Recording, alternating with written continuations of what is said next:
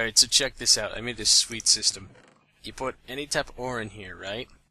I've got an emerald transport pipe on here. It's set to take out these types of ore. I'm just going to flip this redstone engine on and the ore is going to start coming out.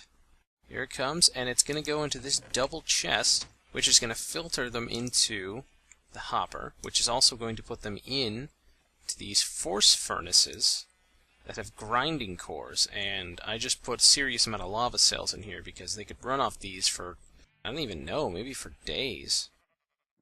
So they're going to grind up the ore, and they're just going to output all their stuff into this chest.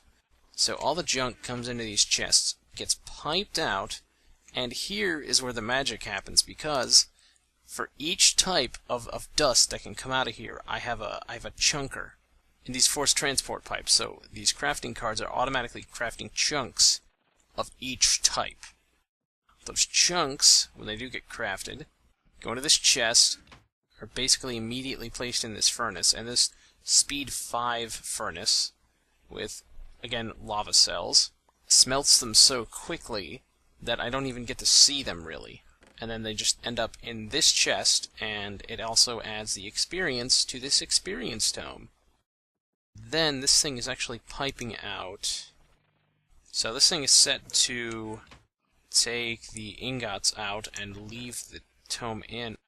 That's weird. Maybe I can't do it if it doesn't appear to be working. That's strange. Alright, well, if that were a bit better, this would be working really nicely, but this is a good system, you know, up to the generation of these ingots. So that's how you automate DartCraft with the help of BuildCraft to automatically take care of all your ore. And as we could see in here, up to 3 of any powder could just stick in this system at any time. But that's really not that big of a deal.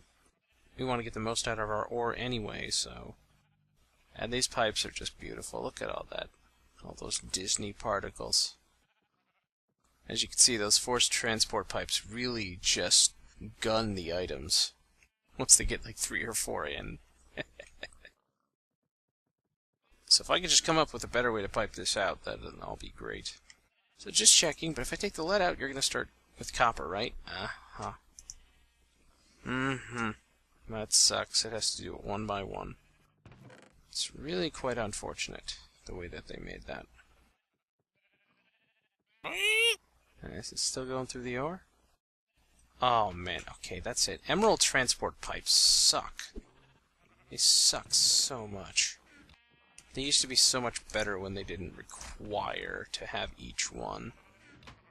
Okay, so this pipe is now just a wooden transport pipe, so it's going to take everything. That's great. And this guy, I'm going to just have to take this experience tome out, replace this one as well with a wooden transport pipe, and now it can take the items. Great. Now they won't just clog. I can't leave this experience tome in this chest because it's going to get taken out if I do. Still, this furnace will actually hold on to basically an infinite amount of experience. So there you go. Just don't use emerald transport pipes. They're pretty darn... They got nerfed hard, apparently. You know what? You know what I should do? I should get force pipes to work with item cards to pull certain items out of inventories. That seems good. What do you want to bet that's already out? I record these like weeks or months ahead of time sometimes. Is that out already? Oh, okay. Alright, so check this out. I've been working at this guy a lot more, and this is definitely already out by the time you've seen this, but there are a serious amount of things in this book now. And all I have to do is left-click on one, and it actually tells you basically everything about items. It doesn't go into serious detail about upgrades, but it does tell you, say, the Force Sword, it tells you valid upgrades for the Force Sword are, and then it lists them. So if you want to know what you can put on what tools, come find it in this book, and then just click on it and look at it. And also just read these, because it tells you special things about each tool, like the Force Bow having multiple modes on it. And it also seriously details item cards. And I actually wrote a description for the furnaces, so that's nice. Hello, Dan. How you doing? I'm doing good. So I was about to make a force grinder. That sounds interesting. So I gotta make one of these things, a force sheen block. Check it out. Just floating in the world there like a weird cube. Oh, that's glitchy. That thing's huge. Can we keep it that way, please? That's awesome. Also, speaking of rendering funny, we should have some... We'll just do this. See these chests now? This gold chest, it renders a little better in your inventory now, when you have it. All tile boxes do. Yeah, that looks better. Check it out, I've regged up the CESU. If you mouse over it, it tells you how much EU it has stored. Nice. I like that. Dude, I don't know if I just got a little bit bored, but you could totally upgrade these chests, like the gold chest, directly to a diamond chest. It's a tile box and it keeps the inventory. So you could just do it that way instead of using the upgrades or breaking them. I don't know if you've logged in since then, but I made this machine over here. No, I've not seen this before. You put ore in here, and you can see ore That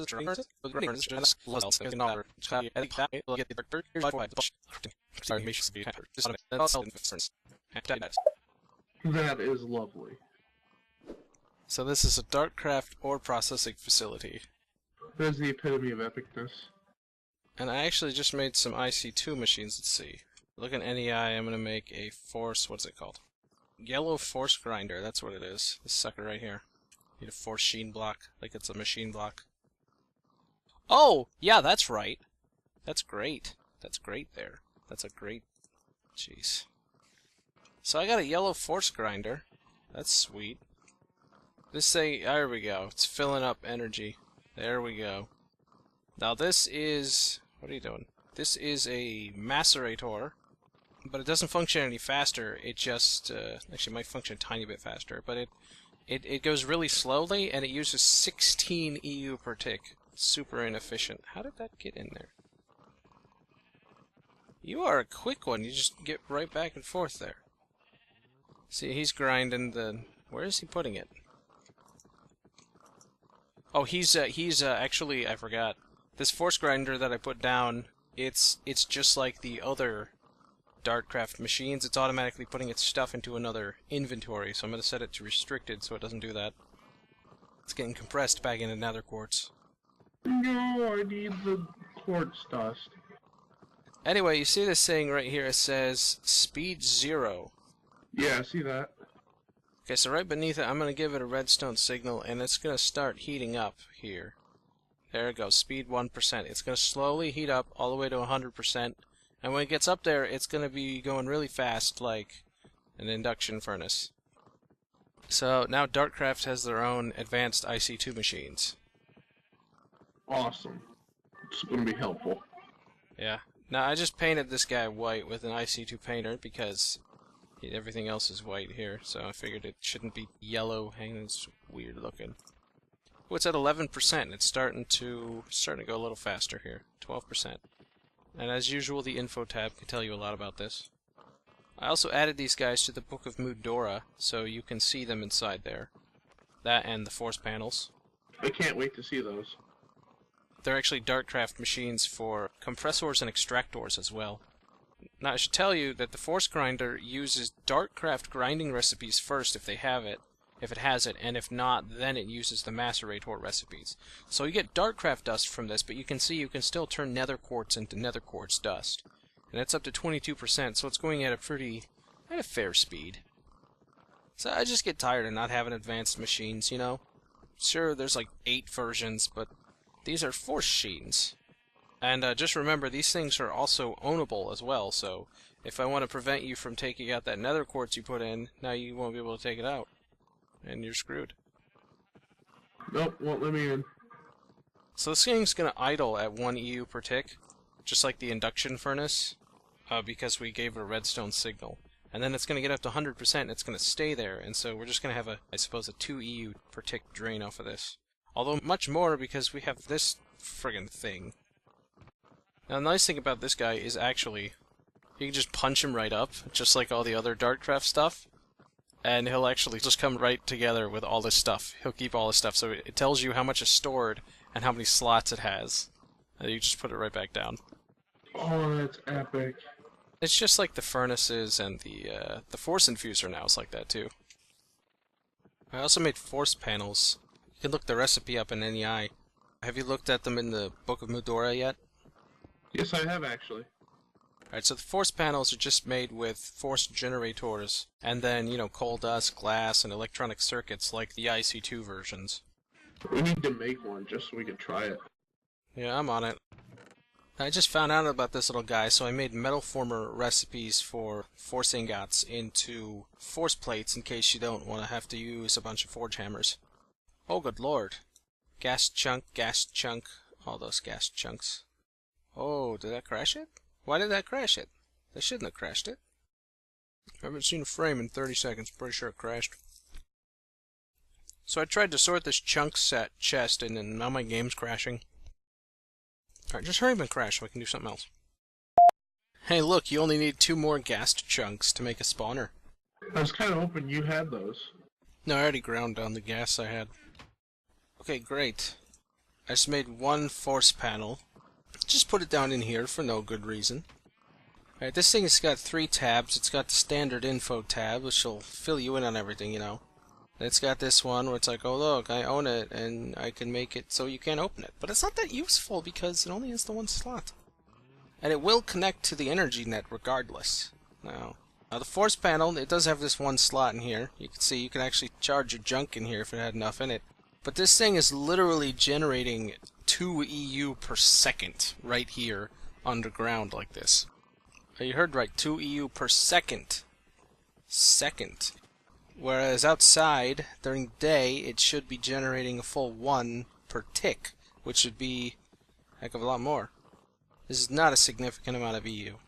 Do not put these suckers underground. I've just put it outside here.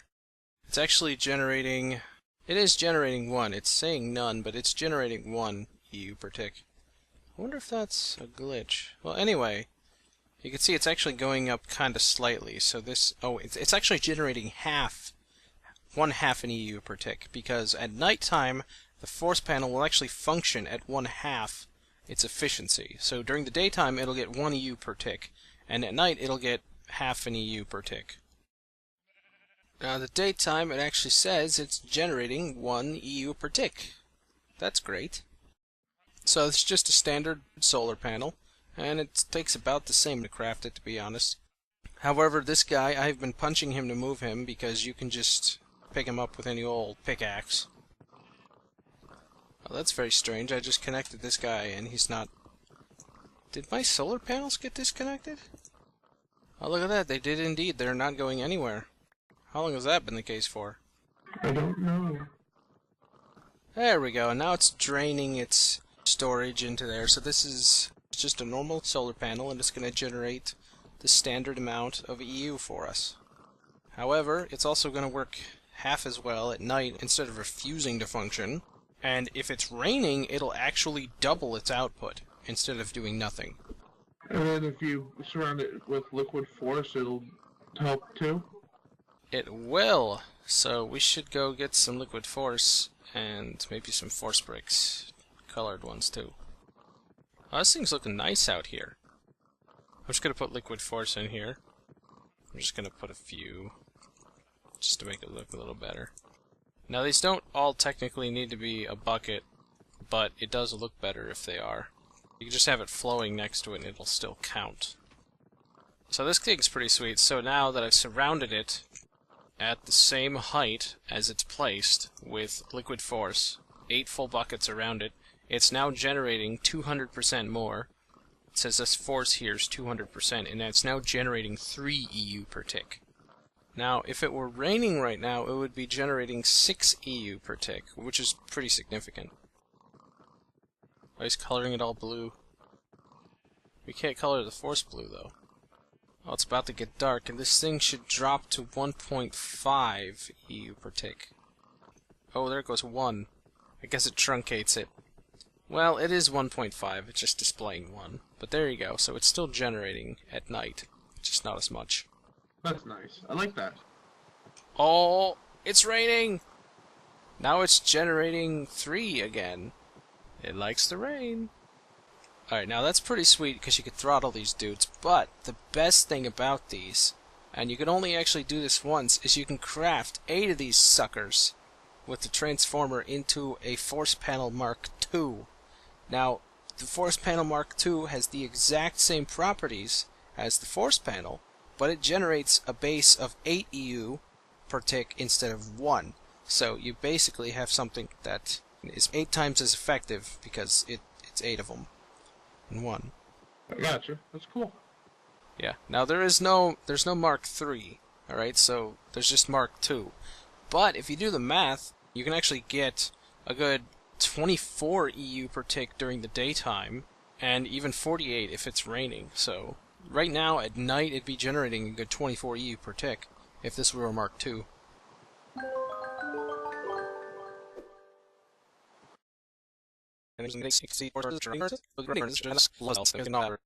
That is lovely.